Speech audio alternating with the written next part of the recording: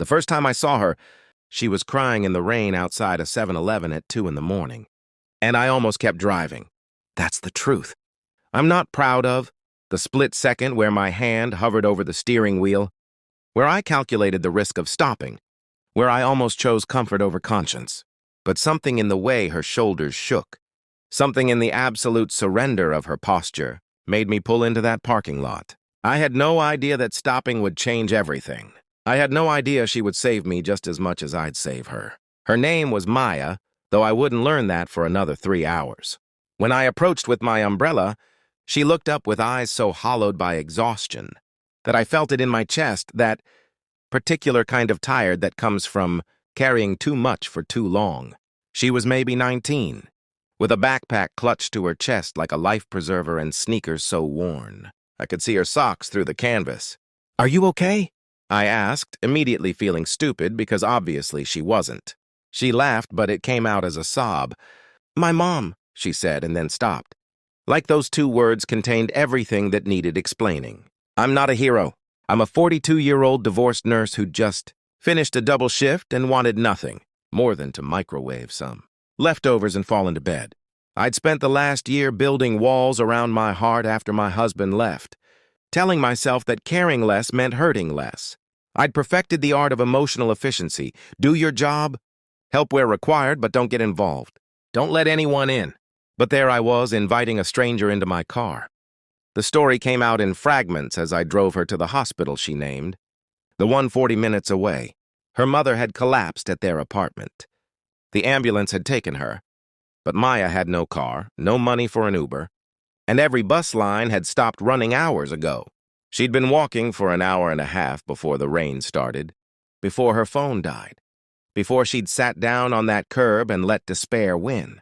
"I should have been home earlier," she kept saying, her voice breaking. "I picked up an extra shift at the diner because Mom's been struggling to make rent. If I'd been there when it happened." "Stop," I said more firmly than I intended. "You can't think like that." But even as I said it, I recognized her guilt. It looked exactly like mine. The guilt of the nurse who can't save everyone. The guilt of the daughter, who'd been too busy with her own life to notice her father's heart was failing until the day he died.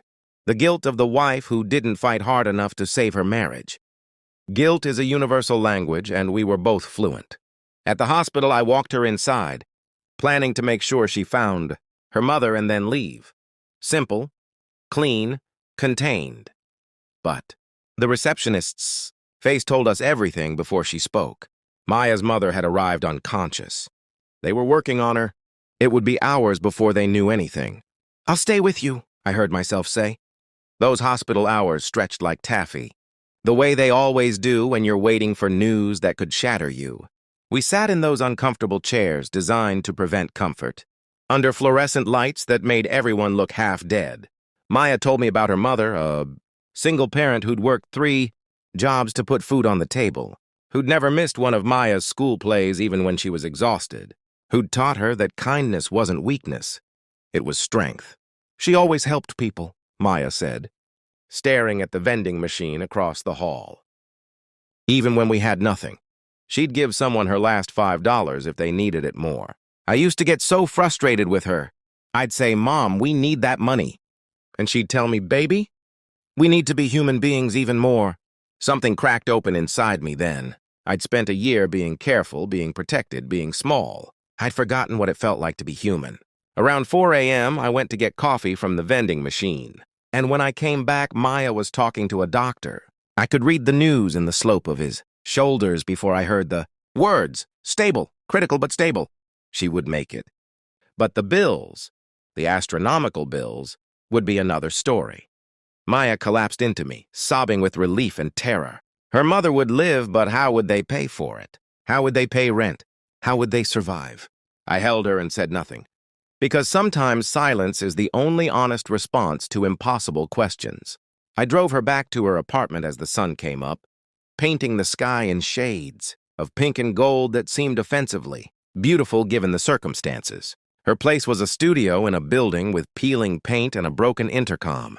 Inside, it was immaculately clean despite being barely furnished, a couch that converted into a bed, a hot plate instead of a stove. textbooks stacked everywhere. "Pre-med," she said, catching me looking. Or I was. "I'll probably have to drop out now." She said it matter-of-factly, like she was describing the weather, but I heard the death of a dream in those words. I should have left then. I should have wished her well and returned to my carefully constructed, emotionally efficient life. Instead, I asked, "What if you didn't have to?" The plan formed as I spoke it. I had a spare bedroom I never used.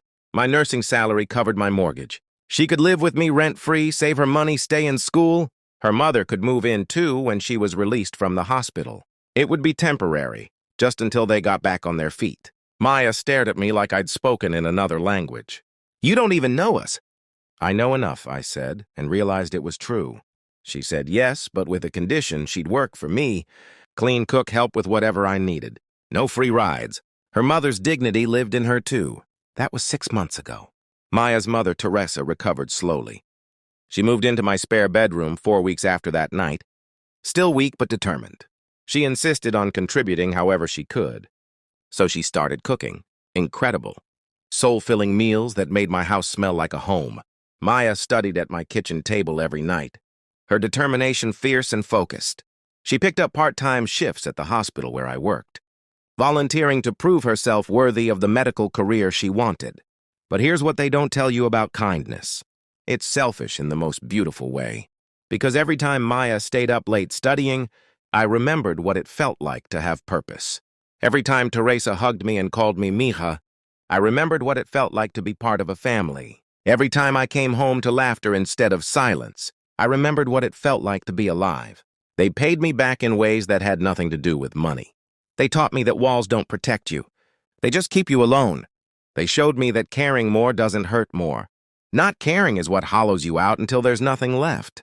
Then came the morning that changed everything again. I found Teresa in the kitchen, crying over her phone. Maya's financial aid had fallen through. Some bureaucratic nightmare, a missing form, a deadline miscommunication. Even with living expenses covered, Maya couldn't afford tuition. She'd have to drop out. I thought of that girl crying in the rain, of how close I'd come to driving past. I thought of all the ways the world makes it so hard to simply be decent. And I thought about my divorce settlement, sitting in an account I never touched because I couldn't figure out what mattered enough to spend it on. I finally knew. "No," I said. "She's not dropping out." When I told Maya I was paying her tuition, she refused. Of course she did. She had her mother's pride, her mother's dignity. But Teresa took her daughter's face in her hands and said, "Baby, sometimes the kindest thing we can do is let someone be kind to us." Maya sobbed in my arms and I realized I was crying too. We were both crying. 3 women holding each other in a kitchen filled with morning light, choosing each other when the world had taught us to choose ourselves. That was 3 years ago. Last week, I sat in the front row at Maya's medical school graduation. Teresa sat beside me, healthy and strong, holding my hand. When Maya crossed that stage, when she held up her diploma and pointed at us, I understood something profound. We don't save people. We just show up. We just stop the car. We just offer the umbrella. We just make the space. People save themselves, but sometimes they need a witness. A hand to hold, a place to stand. After the ceremony, Maya found us in the crowd. "I have something for you," she said, pulling out a small wrapped box. Inside was a simple silver bracelet, engraved with 3 words. "You stopped driving." "I almost didn't," I whispered. "But you did," Maya said. "You did." And that's the thing about kindness, about choosing compassion over convenience, about stopping when every instinct tells you to keep going. It ripples, it multiplies, it comes back in ways you can't predict or measure. I stopped for one stranger on one night and it gave me back a family. It gave me back myself. Maya starts her residency next month. Teresa still cooks dinner most nights, filling my house with love and spices. We watch terrible reality TV together and argue about politics and celebrate each other's victories, small and large. We are not related by blood, but we are family in every way that matters. Sometimes I drive past that 7-Eleven and think about the version of me who almost kept going, who almost chose comfort over conscience. I think about how close I came to missing this, all of this. I think about how many moments like that we all have. Those split seconds where we choose between the easy thing and the human thing. I used to think caring less meant hurting less. Now I know that caring more means living more, feeling more, being more. Yes, it's risky. Yes, it's messy. Yes, it means being vulnerable to hurt and disappointment and loss. But it also means being open to joy and connection and love. Her name is Maya. She saved her mother's life by walking through the rain. She saved my life by letting me help her. She saved herself through sheer determination and grace. And me? I just stopped driving. Sometimes that's all it takes. Sometimes showing up is everything.